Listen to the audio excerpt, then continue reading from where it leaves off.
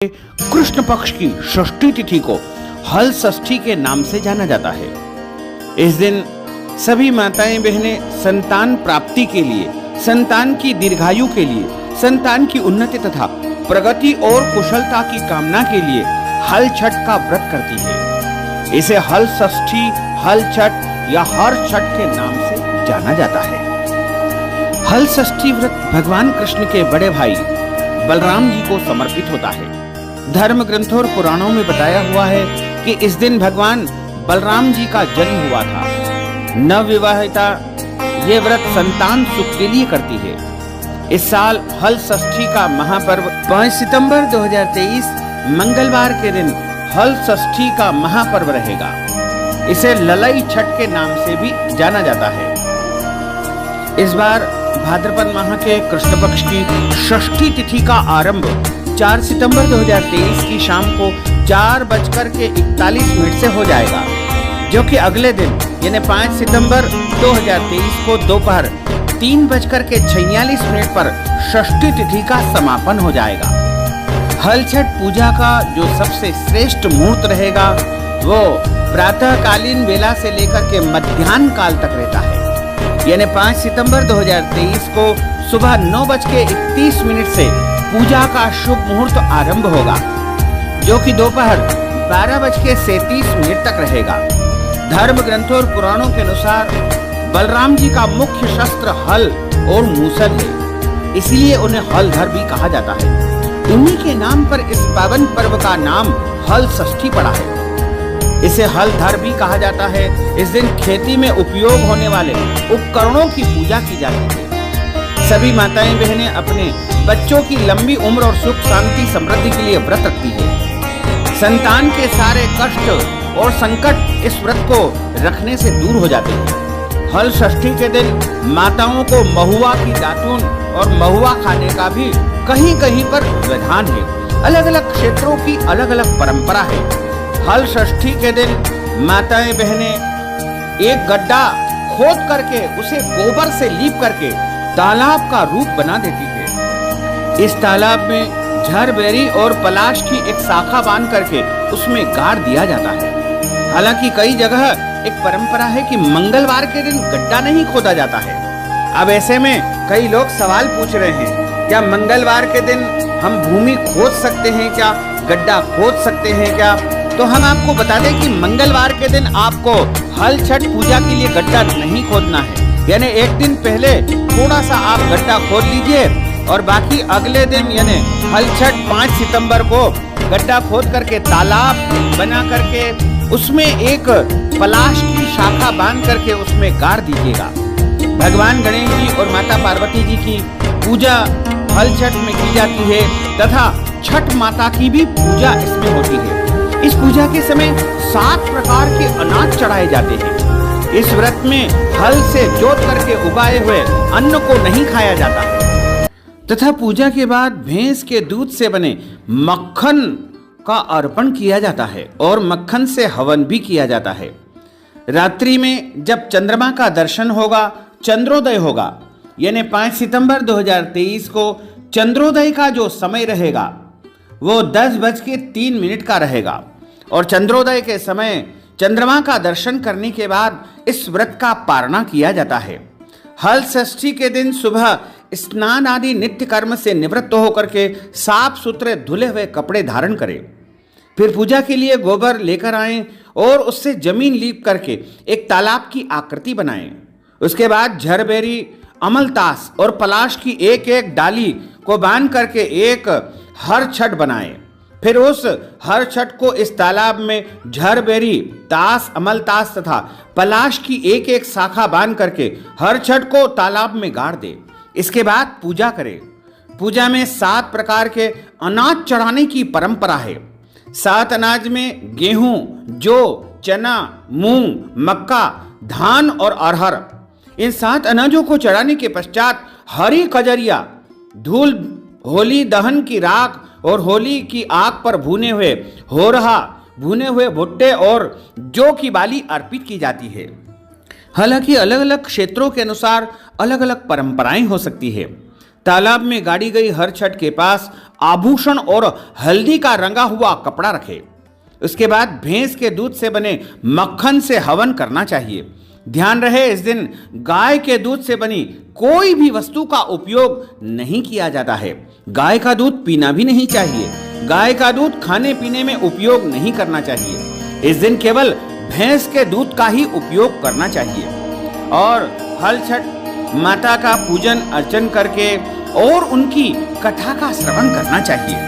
कथा ब्राह्मण देवता के मुख से ही सुनना चाहिए। कथा सुनने के बाद ब्राह्मण देवता को यथाशक्ति दान दक्षिणा भी प्रदान करना चाहिए। हल छठ के दिन हल से जूता हुआ अन्न खाने का भी बहुत महत्व होता है। हर छठ के दिन महुए की दातून से दांत साफ किए जाते हैं और हर छठ माता की पूजा अर्चना करने के बाद उनकी आरती उतारी जाती है। अब हम आपको हर छठ की दिव्य और ज्ञानमयी कथा सुनाने जा रहे हैं। इस कथा को अंत तक सुनिएगा और सुनने के बाद अधिक से अधिक लोगों को शेयर भी करिएगा। बोलिए शंकर भगवान की जय, पार्वती माता की जय, गजानंद गणपति भगवान की जय, छठ माता की जय। बहुत समय पहले की बात है। एक गांव में एक ग्वालिन निवास करती थी। वो स्वभाव से बहुत लालची थी। वो हर दिन गांव में दूध दही मक्खन बेचने जाया करती थी और वो ग्वालिन गर्भवती थी। उसके प्रसव का समय आ गया। एक दिन जब वो गांव में दूध दही बेचने जा रही थी तो मार्ग में उसके प्रसव पीड़ा शुरू हो गई। उसने सोचा कि यदि मैं प्रसव के कारण दूध दही नहीं बेचने जाऊंगी तो ये सारा दूध दही खराब हो जाएगा, व्यर्थ हो जाएगा। यही सोचकर वो आगे बढ़ती रही, परंतु गांव पहुंचने से पहले ही उसका प्रसव हो गया, यानी उसने बच्चे को जन्म दे दिया।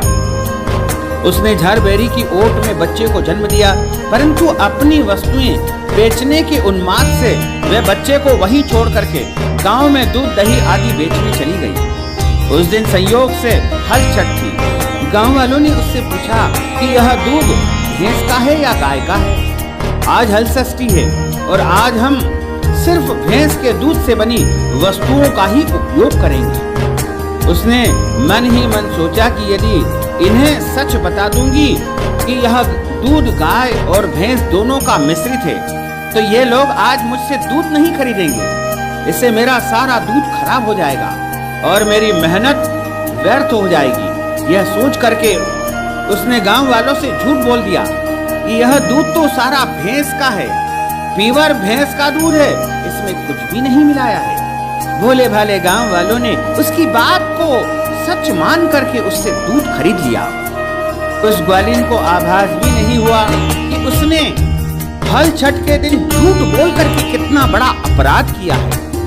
उसके इस पाप कर्म के फल स्वरूप उसने जिस झारबेरी की ओट में अपने नवजात बच्चे को छोड़ा था, उसके पास के खेत में किसान हल चला रहा था। तभी अचानक उसके बैल बेकाबू होकर के दौड़ने लगे और लगे हल का फल बच्ची के पेट में धंस गया। हल के घुसते ही वह बालक मर गया, उसको मृत्यु प्राप्त हो गई। उस बच्ची को मरा हुआ देख करके किसान को बहुत दुख हुआ। किसी को पता न चले यही सोच करके उसने उस बच्चे के शरीर के घाव को झारबेरी के कांटों से टांक दिया और अपने बैलों को लेकर वहां से चला गया। जब ग्वालिन दूध बेच करके उस झारबेरी के पास पहुंची तो अपने बच्चे की ऐसी हालत देख करके चीख मार करके जोर जोर से चिल्ला चिल्ला करके रोने लगी। उससे स्मरण हुआ कि आज हल छठ के दिन, हल षष्ठी के दिन मैंने लोगों को झूठ बोल करके भैंस के स्थान पर गाय और भैंस का मिश्रित दूध बेच करके और उनकी पूजा का मैंने खंडन कर दिया है, उनकी पूजा को मैंने भंग कर दिया है। उसने जो अपराध किया है उसी का परिणाम उसे प्राप्त हुआ। ईश्वर ने उसे उसी पाप की सजा दी है। यही सोच करके उसके मन में प्रायश्चित्त का भाव जागा और अपने पाप का प्रायश्चित्त करने के लिए वो वापस उसी गांव में गई जहां उसने लोगों को झूठ बोल करके दूध बेचा था। वहां हर गली और हर मोहल्ले में घूम घूम करके उसने अपनी गलती को स्वीकार किया और जोर जोर से चिल्ला करके उसने कहा कि मैंने आज आपको झूठ बोल करके भैंस के स्थान पर गाय और भैंस का मिश्रित दूध बेच दिया है। आप मुझे क्षमा कर दीजिए। उन लोगों को उसे मिली सजा के विषय में भी बता करके उसने क्षमा याचना की। तब उन स्त्री और पुरुषों को और सभी लोगों को उस ग्वालिन के ऊपर दया आ गई और उसे क्षमा कर दिया। साथ ही ईश्वर से प्रार्थना करी कि उस ग्वालिन की भूल को क्षमा करे। सभी से क्षमा मांगने के बाद जब वो एक बार फिर से झरबेरी के नीचे पहुंची तो उसने देखा कि उसका बच्चा जीवित हो उठा है। उसकी खुशी का ठिकाना नहीं रहा। उसने हाथ जोड़ करके छठ माता को प्रणाम किया, भगवान को नमन किया और भविष्य में कभी भी झूठ नहीं बोलने का उसने प्रतिज्ञा ले ली। और उसने वहां पर एक तालाब नुमा गड्ढा बना करके उसमें छठ माता की पूजा की, भगवान गणेश जी की पूजा की, शंकर पार्वती की पूजा की। इस पूजा के प्रभाव से उसका बच्चा सुरक्षित उसे प्राप्त हो गया। तो इस कथा से हमें एक सीख मिलती है कि कभी भी अपने स्वार्थ के लिए झूठ नहीं बोलना चाहिए। झूठ के बराबर कोई भी पाप नहीं होता है। इसको ब्रह्म हत्या के समान माना गया है। इसलिए हमें कभी भी अपने स्वार्थ और दूसरों का अहित करने के लिए झूठ का सहारा बिल्कुल नहीं लेना चाहिए। हमेशा सच बोलना चाहिए, क्योंकि सत्य से बड़ा कोई भी तप नहीं है, सत्य से बड़ा कोई भी पुण्य नहीं है और झूठ से बड़ा कोई भी पाप नहीं। बोलिए लक्ष्मी नारायण भगवान की जय, गोपाल कृष्ण भगवान की जय, छठ माता की जय। अच्युतम केशवम राम नारायणम कृष्ण दामोदरम वासुदेवम हरे, श्रीधरम माधवम गोपिका वल्लभम, श्री जानकी नायकम श्री रामचंद्रम भजे, जानकी मनोहरम सर्वलोक नायकम श्री शंकरादि सेवितम, पुण्य नाम कीर्तनम श्री राम राम राम राम राम नाम दायकम, रामकृष्ण वासुदेवा भक्ति मुक्तिदायकम, रामकृष्ण वासुदेवा भक्ति मुक्तिदायकम, रामकृष्ण वासुदेवा भक्ति मुक्तिदायकम। बोलिए शंकर भगवान की जय। भक्तजनों, माताओं बहनों, यदि आप हल छठ के निमित्त कोई भी दान पुण्य करना चाहते हैं, कथा की दक्षिणा देना चाहते हैं, ब्राह्मण भोजन करवाना चाहते हैं, दूध का दान करना चाहते हैं, अन्नदान, वस्त्रदान, गोदान या कोई भी दान पुण्य हर छठ, हल छठ के निमित्त, हल षष्ठी के निमित्त करना चाहते हैं, तो आप हमारे गूगल पे, फोन पे, पेटीएम नंबर, अकाउंट नंबर के माध्यम से नगद राशि पहुंचा करके हल षष्ठी का संपूर्ण पुण्य लाभ प्राप्त कर सकते हैं। बोलिए शंकर भगवान की जय, पार्वती माता की जय, गजानंद गणपति भगवान की जय, छठ माता की जय। भक्तजनों, माताओं बहनों, आप सभी से अनुरोध है कि हमारे इस ज्ञानवर्धक वीडियो को अधिक से अधिक लोगों को शेयर करिएगा, लाइक करिएगा, कमेंट करिएगा। और यदि अभी तक आपने सब्सक्राइब नहीं किया है तो अभी इसी समय सब्सक्राइब कर लीजिए, ताकि इसी प्रकार की ज्ञानवर्धक वीडियो आपको सबसे पहले प्राप्त हो सके। आपको और आपके पूरे परिवार को सादर जय श्री कृष्ण, सादर धन्यवाद।